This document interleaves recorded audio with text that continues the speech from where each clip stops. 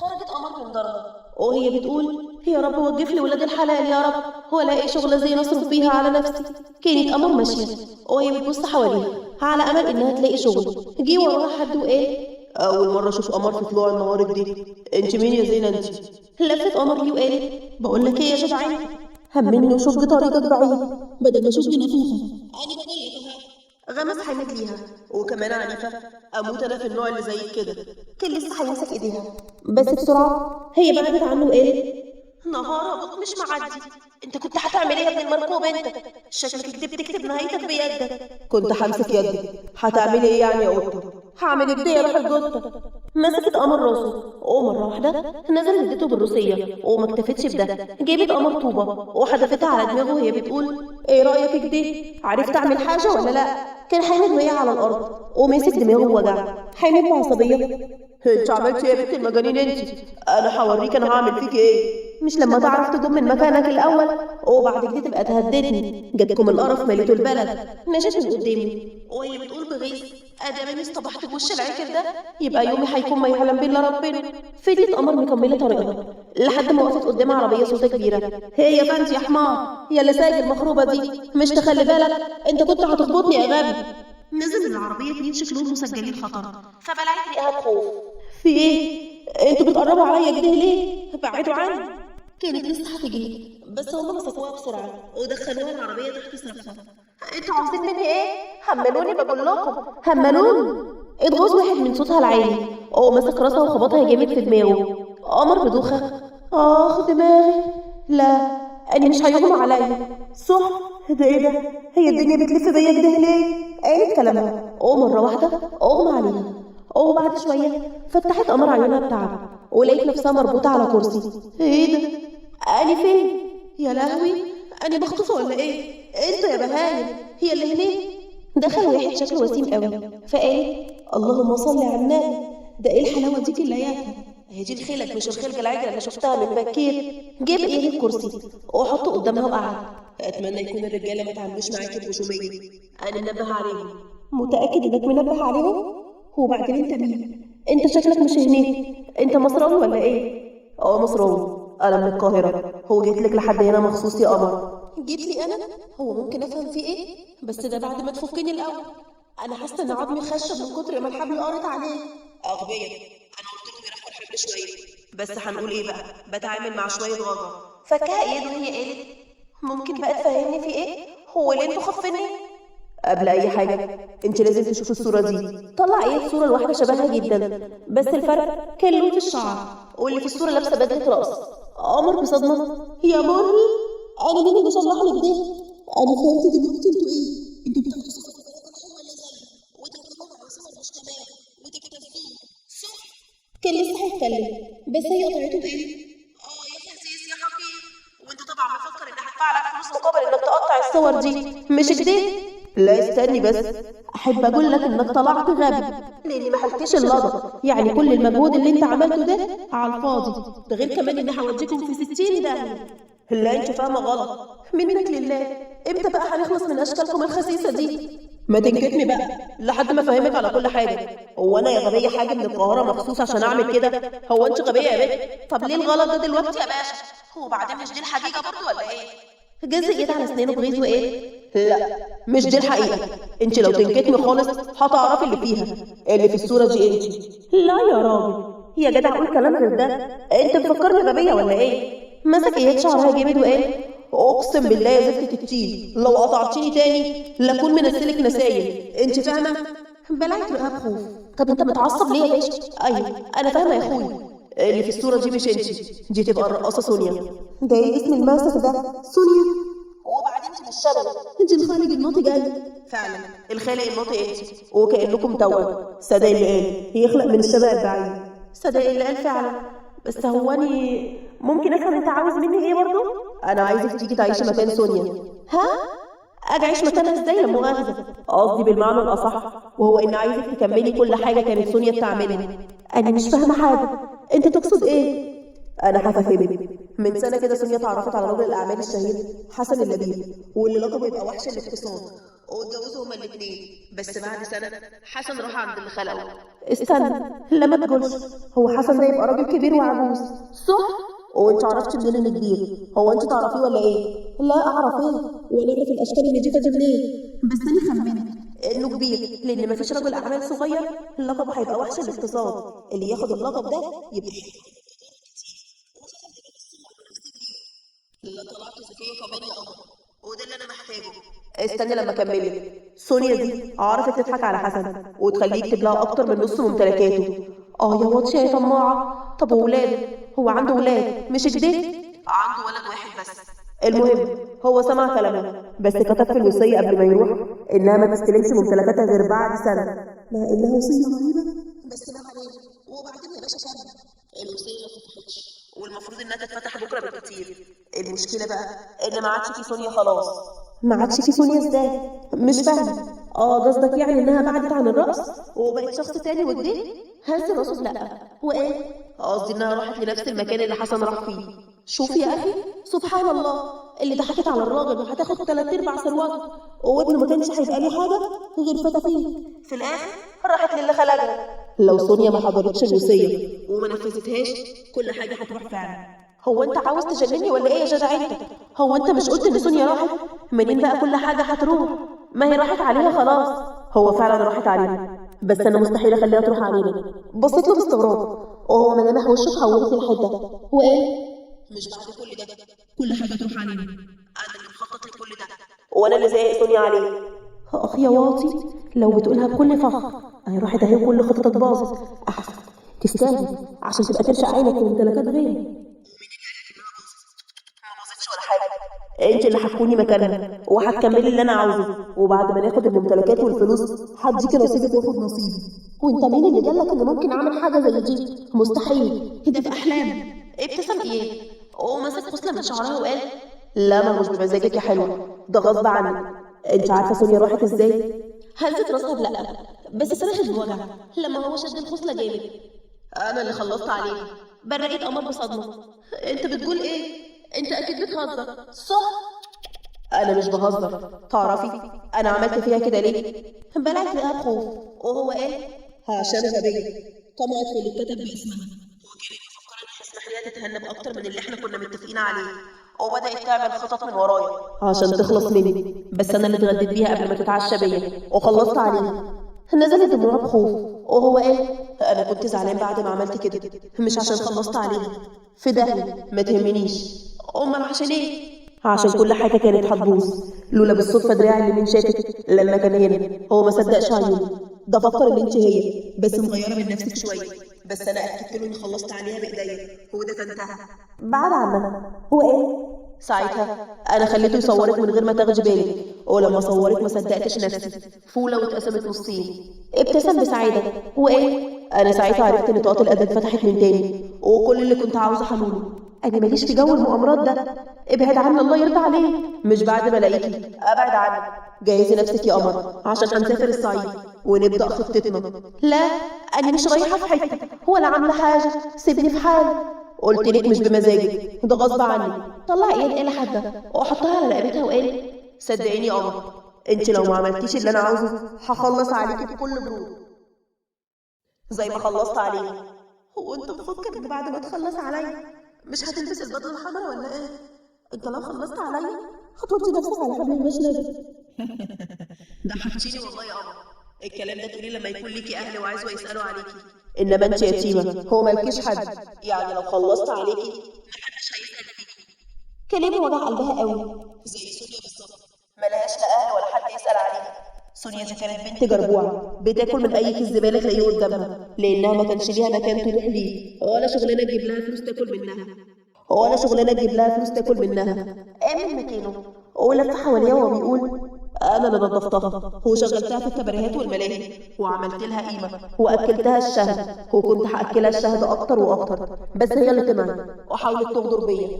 قرب ايد وشه من وشها وقال: هاي قمر، تنفذي اللي بقولك عليه؟ الله تحب اخلص عليكي.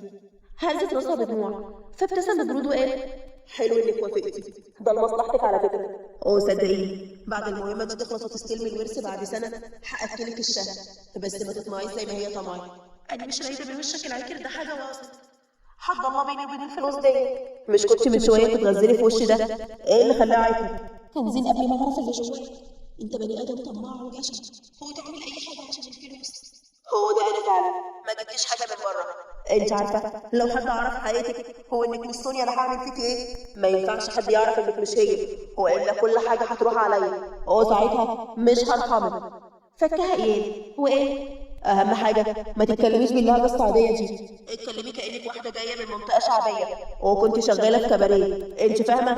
هزت راسها بدموع. هو ايه؟ وصدقيني يا قمر لو حاولتي تغدري بيا نهايتك هتبقى على ايدي. هو صحيح ابنه ما يعرفش حاجه باللي مكتوب في الوصيه دي، لسه المحروس هيتفاجئ بكره.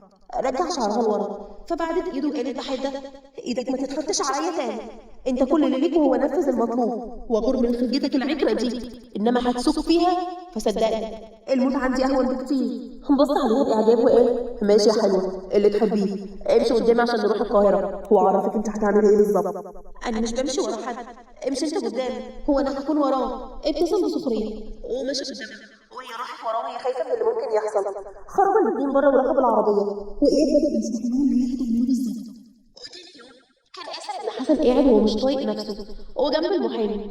آسر بعصبيه: هو احنا هنفضل مستنيين هانم كده كتير؟ ما تفتح الوصيه وخلصنا، انا زهقت. للاسف مش هينفع غير لما هي تيجي عشان كلكم تبقوا موجودين. انا همشي، هو لما تبقى لهانم تيجي يبقى خليها تخبط دماغها في الحيط بدل ما اخبطها لها انا بنفسي.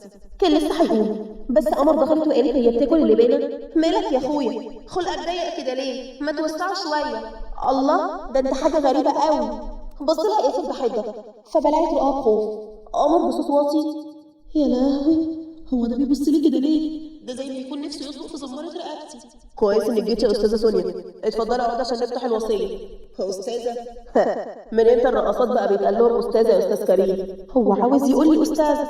انت مالك انت يا اخويا؟ بتتحشر في اللي مالكش فيه ليه؟ بص لها بنظرات مريه، هو كان نفسه يقوم يخلص عليها. ممكن بقى تفتح الوصيه دي عشان نخلص من الحوار ده؟ هانسي محمد راسه بدأ يقرأ. في الوقت اللي هتكون معاكم الورقه دي اعرفكم ان خلاص رحت للي خلقني. انا كتبت لسونيا مراتي نص ثروتي اللي بملكها، بس ممنوع تستلم الثروه غير بعد سنه. اما بالنسبه لآسر فليه النص التاني ويقدر يستلم نصيبه في اي وقت. اول لما المحامي قال كده اتصدم آسر وقال: نعم. انت بتقول ايه؟ انت اكيد بتهزر صح؟ للاسف يا استاذ آسر انا مش بهزر. الوصيه دي بتاعت المرحوم بابا وكل اللي فيها مظبوط. لا اكيد مش مظبوط، اكيد في حاجه غلط. اكيد بابا ما كتبش للبنت الرقاصه دي نص ثروته وممتلكاته. للاسف برضه هو فعلا كتب لها نص ثروته والاوراق متوثقه في المحكمه. اول لما قال كده قام آسر وقال بعصبيه: انت بتقول ايه؟ انت قصدك ان البنت دي هتشاركني في نص ثروه ابويا اللي انا تعبت فيها معاه؟ مستحيل ده يحصل، مستحيل. بدأ يرمي اي حاجه تيجي قدامه فقالت بخوف: نهار اسود، ايه الجنان ده؟ يعني ابن مجنون ووحد الله كده. بص لها بعصبيه، هو قرب منها بس هي استخبت ورا المحامي بسرعه. ياما ده هياكل حياه ابوك يا شيخ، ما تبعد من قدامي، الحقني منه، ده لو طني هيفرمني. انا عملت اللي عليا وفتحت لكم الوصيه وقلت لكم على اللي فيها. استاذن انا بقى. لا بالله عليك، ما تسوق الندالة وتسيبني معاه لوحدي. انت يا كابتن، انت روح يا شيخ، منك لله، حسبي الله ونعم الوكيل فيه. ماشي المحامي وهي بلعت رقاب خوف. يا جربوعه يا لمامة الشوارع، بقى واحده زيك تعمل كده؟ ضحكت على ابويا وخليتيه يكتب لك نص ثروته يا زباله، والله ما هسيبك. انا هعرفك ازاي تختبيني على قفايا. جريت قمر بسرعه من قدامي وهي بتقول: ربنا يسامحك يا آسر، انا عشان محترمه مش هرد عليه. محترمه ايه؟ انت نسيتي نفسك يا بنت ولا ايه؟ ده انت رقاصه، احترام ايه اللي بتتكلمي عنه؟ برضه ربنا يسامحك، انا مش هرد عليه، اصل الرد على السفيه بيعمل له صيت، واخد بالك انت؟ احمرت عيونه من كتر الغضب فترعبت قمر بخوف. بسم الله الرحمن الرحيم، هو انت هتتحول ولا ايه يا اخنا؟ يا ماما حد يلحقني يا ناس. صرخت برعب لما لقيت بيقرب منها بسرعه. جريت قمر على اول اوضه وقفلت الباب على نفسها بالمفتاح. خبط آسر على الباب جامد وقال بعصبيه: افتحي الباب ده، افتحي الباب بدل ما تقصري على دماغك يا سونيا. ازاي تنسي؟ مش فاتحه، والله ما انا فاتحه. هو انا عبيط عشان افتح الباب ولا ايه؟ بقول لك افتحيه يا اما والله هكسره على نافوخك واخلص منك. ويرضيك تروح في داهيه بسبب واحده زيي؟ وبعدين احترم نفسك، انا مرات ابوك، هو المفروض يبقى ليا احترام، مش كده على فكره. صوت الخبط وقف مرة واحدة. ايه هو وقف خبط مرة واحدة كده ليه؟ يكون جات له جلطة ولا حاجة. في ده بس لا في ده هي ليه؟ هو ملوش ذنب. هو ضحية لشوية ناس جشع، ضحية لشوية فرجع. انا بقول اخرج اطمن عليه كان لسه هتفتح الباب بس رجعت كلامها. هو انت هبله يا بنت ولا ايه؟ افرضي كان عامل كلام لك عشان تخرجي، وضعك هيبقى ايه دلوقتي؟ حاسس امر ان في حد بيتنفسه مني. لا ان شاء الله اللي في بالي ما يطلعش صح، ان شاء الله يكون عفريت وما يكونش اللي في بالي. لفت قمر وبلعت رقاب خوف لما لقيته قدامها وبيبص لها بعصبيه. كانت لسه قمر هتجري بس هو مسكها من شعرها وقال: هو انت فاكره ان هسيبك تتهني بالفلوس اللي ابويا كتبها لك؟ تبقي غلطانه. الثروه بتاعت ابويا دي انا تعبت فيها وطفحت الدم فيها، مش بعد كل ده تيجي واحده زيك تاخد تعبي وشقايا. سيب شعري يا هنا جد، بقول لك سيب شعري يخرب بيتك. مسك اسم وشها جامد وقال: انت لسه ما شفتيش الهمجيه اللي بحق وحقيقي، انا هوريك يا مرات ابويا. طب وريني بعدين، بس بالله عليك سيب شعري هيطلع في ايدك. بصيت له برجاء وهو بص في عيونها، سرح اسف فيهم وقال باستغراب: انت مين؟ اتوترت لما قال كده. انا مين ازاي؟ انت تقصد ايه؟ انا مش فاهمه. لاحظ اسف توترها. مش قصدي حاجه، بس هو انت اتوترتي كده ليه؟ اتوترت ازاي يعني؟ ما انا كويسه اهو. ده انت غريب قوي. قرب منها وقال: لو انت مفكره اني هسيبك تبقي غلطانه. انا هخليكي تحت عيوني، واي حركه هتعمليها اعرفي انها هتكون متراقبه. بصت عليه بتوتر وهو قال: مش بابا شرط انك تاخدي اللي كتبهولك بعد سنه؟ انا هعرفك بقى، اوعدك ان خلال السنه دي انا هعيشك في جحيم. بلعت قمر رئاب خوف وهو زقها وخرج بره الاوضه. يا لهوي، ده شكله هيتفح لي المرات مش هيموت. منك لله يا اللي جبتني هنا، انا مالك كل ده؟ وبالليل كانت قمر نايمه بس صحت بخضه لما ياسر كب عليها ميه متلجه. ايه في ايه؟ انا بخرج ولا ايه؟ قومي فزي حضري لي العشاء. نعم يا حالتها، ما تقوم تحضري انت لنفسك.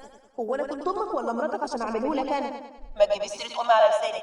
انت فاهمه؟ قومي يلا اعملي اللي قلت لك عليه. ما تعمل انت لنفسك، هو انت مشلول؟ ما انت زي القرد اهو. لما انا اعمل لنفسي يبقى انت لازمتك ايه؟ انت هنا خدامه، انت فاهمه؟ هو في خدامه معاها الممتلكات اللي معايا دي برضه؟ هو بعدين ايه خدامه دي؟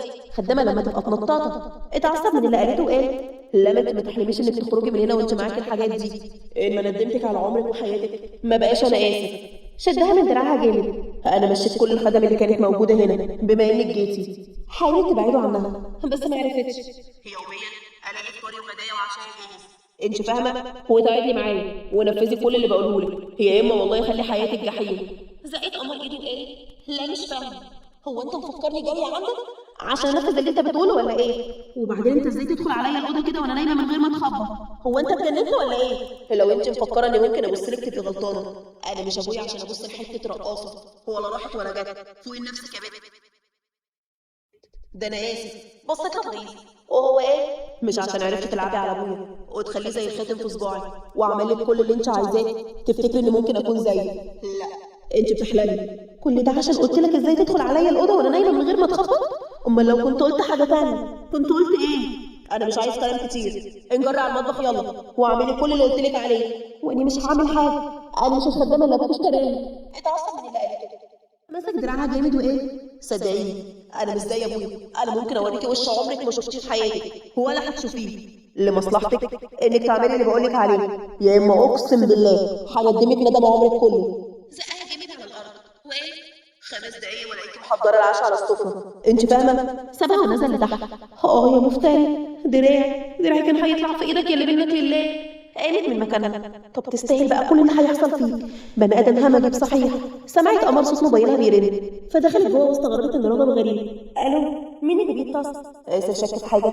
صدقيني لو شك انك مش هي روحك هتطلع في ايدي، انت فاهمه؟ ايه ده؟ هو انت جبت رقم منين؟ انا مش فاكره ان انا اديتهولك. زي ما عرفت اوصل لك هعرف اوصل لرقمك بكل سهوله. المهم قولي لي، حصل حاجه؟ شك في حاجه؟ لا ما تقلقش، ما شكش في اي حاجه، بس شكله كده هيطلع الاجمو الجديد كله عليا. مش مهم، المهم هو ان كل حاجه تبقى تمام والزفت ده ما يشكش في حاجه. سمعت قمر صوت اسر وهو بيزعق من تحت علشان تمشي. طب اقفل بسرعه لان بينادي عليا ولو طلع لي هينفخني. قفلت قمر في وشه. هو نزلت على تحت بسرعه ودخلت المطبخ. وبعد شويه حطت قمر العشاء على السفره وهي بتقول ببرطمه: بسم الله على قلبك ان شاء الله. هو انت بتقولي حاجه يا بنت انتي؟ لا مش بقول حاجه. بالهنا والشفا على قلبها، كانت لسه هتقعد بس هو ايه. استني عندي، هو انت بتعملي ايه؟ بقعد عشان اكل، هكون بعمل ايه يعني؟ هو انت اتجننتي ولا ايه؟ من امتى الخدم بيقعدوا مع السيادة؟ خدم فعيل. انا قمر ها؟ قصدي سونيا هانم اللي ثروتها دلوقتي بقت مش اقل منك. انت حته بنت رقاصه لا راحت ولا جت، باعت نفسها لابويا واتجوزته وهو اكبر منها باكتر من 20 سنه، وخليته يكتب لها تعب وشقاه هو وابنه. فوق يا سونيا، انت ارخص من اي حد. بالرغم من انها مش سونيا الا ان كلامها وجعها. مش مهم انت شايفني ازاي يا اسف، يا ريت تسكت عشان انا بحب اكل في هدوء. قعدت على الكرسي بس اتصدمت لما هو شدها جامد وزقها على الارض. انت مكانك هنا تحت رجلي مش في مكان تاني. قعدت تاني على الكرسي فقالت بغيظ جت ضربه في معاملها باذن الله. قالت من مكانها وقالت بعصبيه: هو انت مفكر نفسك مين يا ابن المركوب انت؟ لا فوق لنفسك، لان مستحيل اسمح لك انك تتعدى عليا. هو انت فاهم ولا ايه؟ قرب منها. وهي بلعت رقها. هو انت بتتكلمي صعيدي ليه اصلا؟ بلعت رقها بخوف. وهو ايه؟ على ما اظن انت مش من هناك، ولا حتى ليكي قرايب ممكن تكون هناك، فليه بتتكلمي كده؟ برقت قمر بصدمه بسبب انها نسيت نفسها واتكلمت صعيدي. بلعت رقها بتوتر وايه؟ لا اصل انا كنت بتفرج النهارده على مسلسل صعيدي، فتلاقي كده الاسلاك لمست في بعضها مش اكتر. بعد عنها وبص عليها بقرف. هو كان لسه هيخرج من البيت بس هي قالت: استنى هنا. هو انت رايح فين؟ انت مش هتدفع؟ قصدي مش هتاكل ولا ايه؟ لا مش هيكون. انا اول لما بصيت في خلقتك العكره دي نفسي تصدق. نعم يا عينيا. خلقت مين اللي عينها؟ فاشر ده انا مفيش في حلاوتي. بص عليها بسخريه وخرج بره. يا ابن المستفزه. طب انا هديله وصيه تجيب اجله دلوقتي ولا اعمل ايه؟ قعدت على السفره وهو بدات تاكل وهي بتقول: طب والله العظيم هو الخسران احسن واوفر برضه. هو بعد 4 ساعات دخل قاسر البيت وهو بيتطوح من كتر التعب. كانت قمر معديه عشان تروح المطبخ بس اول لما شافت حالته كده اتخضت وجريت عليه. مالك؟ في ايه؟ انت كويس؟ زقها بعيد عنه. ايه؟ ابعدي عني. انا مش طايقه ابص في وشك العاكر ده. انا بكرهه. كان هيقع على الارض بس مسك نفسه بالعافيه. يا اخويا هو احنا في ايه ولا في ايه؟ هو انت شارب ولا ايه في يومك اللي ما يعلم بينا ربنا ده؟ قربت منه حطت ايديها على جبينه واتصدمت لما لقيته سخن. يخرب بيتك ده انت سخن مولع. ابعدي عني قلت. انا مش طايق تحطي ايدك عليا. قال كده وقع في الارض من كتر التعب. حتى وانت تعبان ومفيش فيك صحه عمال تنام. قوم معايا اوديك على اوضتك بدل ما انت مترمي على الارض كده. قربت منه وسندته وهو قام معايا وراح على ايدها. حطيته على السرير وقال: عشان حرارتك تخف انا لازم اعمل لك كمادات. ما ردش عليها لان ما كانش داري باي حاجه. بدات قمر تعمل له كمادات وسمعته وهو بيهلوس ويقول: انا بكرهه وبكره ابويا. ازاي يعمل في ابنه كده؟ صعب عليها. على عيني والله ان اعمل فيك المؤامره دي بس غصب عني. بدات تعيط وتقول: انا لو ما عملتش اللي هو عاوزه هيخلص عليا زي ما خلص عليه. بخت ونصيب اني ابقى شبهها. انا نفسي ارجع لحياتي الطبيعيه. مسحت دموعها وهي بتفكر تعمل ايه عشان تخلص من كل اللي هي فيه. وتاني يوم صحى ياسر من النوم مستغرب لما لقى كمادات على وشه. قرب ياسر من قمر اللي كانت نايمه على الكرسي. انت يا مرات ابويا، انت اللي اسمك سونيا صح النوم. فتحت عيونه وقالت: انت صحيت؟ انت بقيت كويس ولا ايه؟ اطلعي بره وروحي نامي في اوضتك. انا مش فاضح لك الاوضه دي سبيل عشان تتخمدي فيها. ده بدل ما تقول لي شكرا او اي حاجه تقول كده. شكرا ليه؟ هو انا كنت طلبت منك تعملي لي حاجه؟ اطلعي بره يلا. تصدق وتؤمن بالله؟ لا اله الا الله. انا واحده مهزأه عشان عبرتك. كان المفروض اسيبك مرمي على الارض عشان تعرف ان الله حق. خرجت بره. بص عليها بغيظ. نزل ياسر بعد شويه ولما لقاش الفطار قال: انت يا بهيمه يا اللي اسمك سونيا، انت فين؟ جت قمر بخضها على الصوت. ايه؟ في ايه؟ هو انت بتزعقي كده ليه؟ فين الفطار؟ هو انت ما حضرتوش ليه؟ نعم.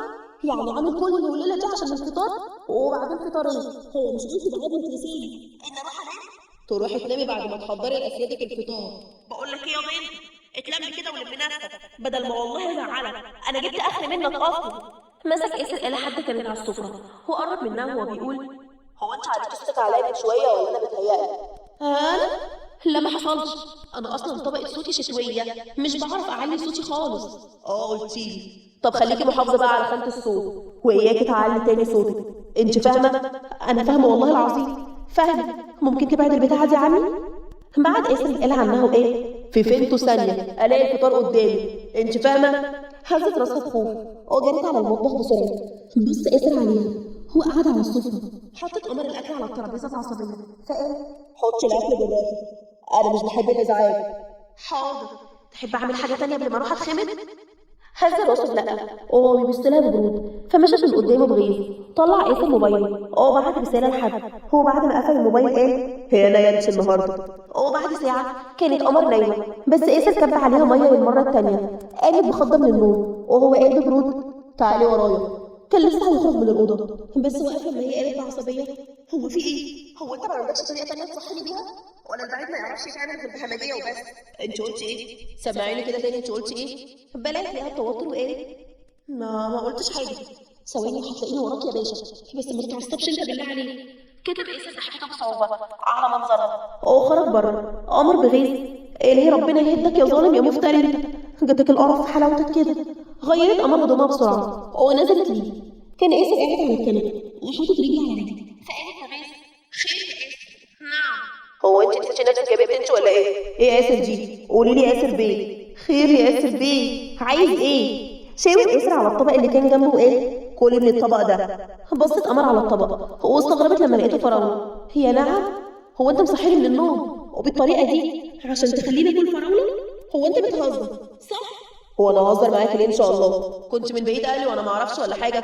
كلي يلا. انا كده فهمت كل حاجه. انت حاطط لي سم في الفراوله دي صح؟ بقى على اخر الزمن اروح مسمومه؟ سم؟ ده ايه جو الروايات الهابطه اللي انت عايشه فيه ده؟ اتفحي بالذوق يا اما تفحولك انا مش هاكل غير لما انت تاكل الاول. اصل انت ما تضمنش بصراحه. اتنهد ايسر بضيق، هو اخذ الفراوله واكلها.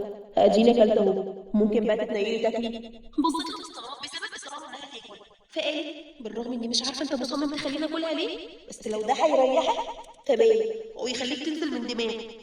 بدأت تاكل وهو كان باصص لها بتركيز. اديني كلت كل الفراوله اهو، في حاجه تاني؟ فضل ايسر باصص عليها بتركيز، مره واحده ابتسم وقال لا مفيش حاجه تانية. بصت له قمر باستغراب وقالت وهي ماشيه مجنون ده ولا ايه؟ ربنا يشفي بجد. وبالليل كانت قمر واقفه في المطبخ بتعمل العشاء وبتقول بضيق انا اللي كنت بكسل اعمل لنفسي العشاء، على اخر الزمن اعمله علشانه بالاجبار كمان. اللي هي تتفحوا يا بعيد. هو انت يا بنت لسانك طويل قوي كده ليه؟ شكلي هوصفهولك. اتخضت قمر واتكعبلت وكانت لسه هتقع، بس هو مسكها بسرعه. ايسر وهو بيبص في عيونها خلي بالك عشان واقعه زي دي ممكن تجيب لك الغضروف ونخلص منك. كانت قمر بتبص في عيونه بصراحين. قمر ببلاها